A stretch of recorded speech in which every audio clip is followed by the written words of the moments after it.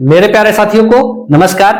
मैं संजीव कुमार आप सभी मित्रों का अपने इस प्यारे से यूट्यूब चैनल पे स्वागत करता हूं। उम्मीद करता हूं आप लोग भली प्रकार होंगे। भली प्रकार होंगे। पढ़ाई का तो वो है कि पढ़ाई तो कर ही रहेंगे।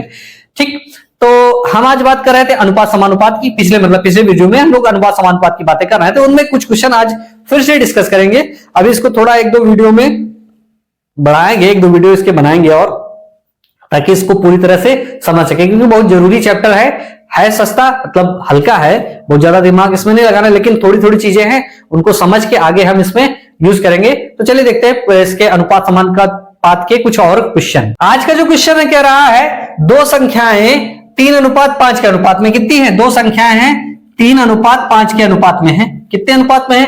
3:5 के अनुपात में है। यदि उन दोनों संख्याओं में 6 जोड़ दिया जाए तो अनुपात 2:3 हो जाता है। कितना जोड़ दिया जाए? 2:3 हो जाता है जब 6 जोड़ा जाए दोनों में। कितना? जब एक संख्या 6 जोड़ी जाती है, इसमें प्लस किया जाता है 6, तो अनुपात क्या हो जाता है? 2:3 हो जाता है। तो पूछ रहा है कि वे संख्याएं क्या है? क्या है? वे संख्याएं क्या है? तो हम देख रहे हैं क्या इसमें तो 3 1 क्या अंतर कितना हुआ? 1 का अंतर है। 3 से 1 बढ़ा यानी 3 से 1 को घटा, और यहां भी कितना घट गया?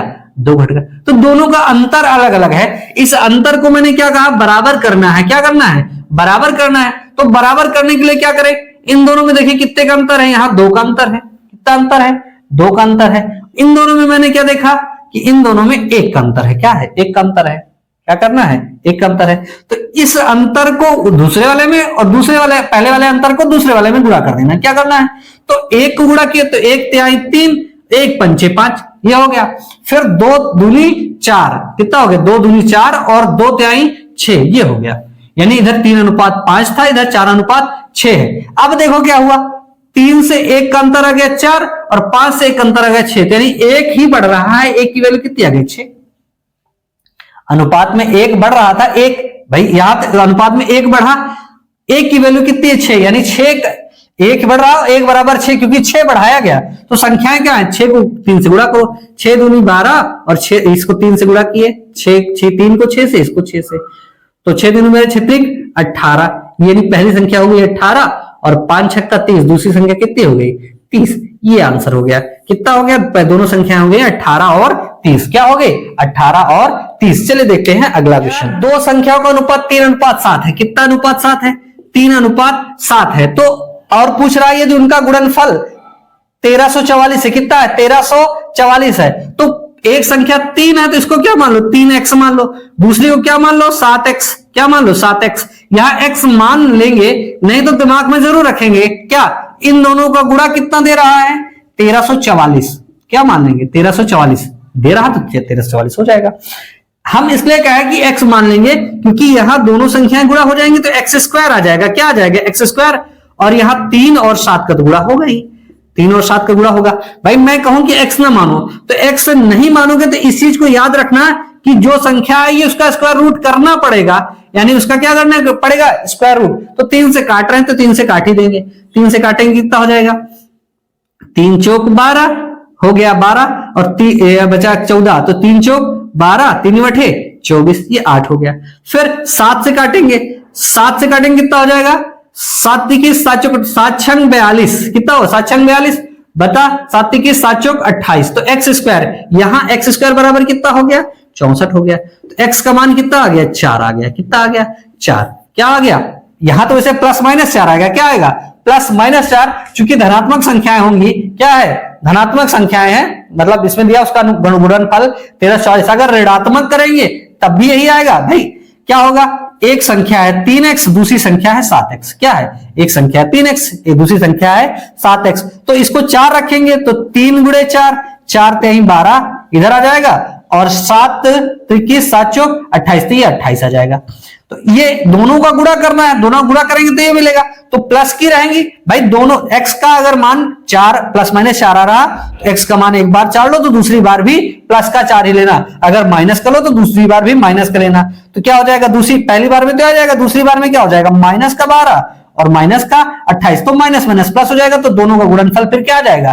1344, यानी x का प्लस भी ले सकते हो और माइनस भी ले सकते हो। ये डिसाइड कैसे करोगे? ऑप्शन से। ऑप्शन में क्या दिया है? ऑप्शन अगर पॉजिटिव दे रहा तो पॉजिटिव ले लो, अगर ऑप्शन निगेटिव दे रहा तो निगेटिव ले लो, अगर ऑप्शन दोनों दे रहा तो x की वैल्यू क्या ले लो? प्लस माइनस ले लो। तो दोनों संख्या हमें पता चल जाएगी। ठीक, दोनों। अब इनसे पूछा दोनों संख्याओं का योग, भाई संख्याएं पता है तो दोनों संख्याओं का योग कर लो। क्या है? 7 3 10, ये 10 हो गया, और हमें क्या पता चला? x की वैल्यू 4, तो 10 योग कितना हो जाएगा? 40। दोनों संख्याओं का योग कितना हो गया? 40 हो गया। क्या बन जाएगा? दोनों संख्याओं का योग हो जाएगा 40, या इनको जोड़ लो 12 और 28, 28 2 30, 10 40, 40 यहां से इसका योग हो जाएगा। तो इसको ऐसे भी कर सकते हो। चलिए देखते हैं अगला क्वेश्चन। 3 संख्या दे रखा है, कह रहा है 3 संख्या का अनुपात 3:6:8 है। तो हम क्या करें? इनका अनुपातिक। अब यहां क्या याद रखना भाई, x मानो ना मानो, लेकिन ये चीज याद रखना कि x 3 बार है तो क्यूब रूट निकाला था, यानी x क्यूब बराबर कितना आ जाएगा? ये काहे के बराबर है हमारा? 92 16 के कितने के बराबर है? 9216। तो इनको एक एक करके काट दे, जो से कटे काट दे, 3 से काटे जैसे, तो कितना कटेंगे? 3 होगा, 3 त्रिका 9, 3 सते 21, और फिर 3 दूनी 6, कितना हो जाएगा?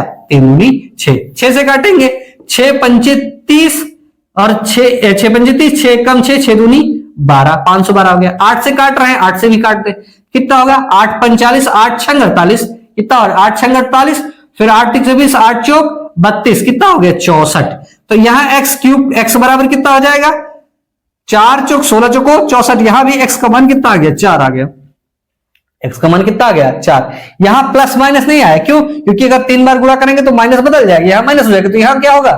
सिर्फ x की वैल्यू 4। अब पूछा क्या है? तीनों संख्याओं का योग, तो 6 3 9, 9 8 17, 17 गुणे 4, 17 चौको कितना हो जाएगा? 68। इन तीनों संख्याओं का योग हो जाएगा 68, यानी तीनों संख्या हमारी काहे के बराबर हो जाएंगी? तीनों संख्याओं का योग हमारा 68 के बराबर हो जाएगा। ठीक है ना? चलिए देखते हैं अगला क्वेश्चन।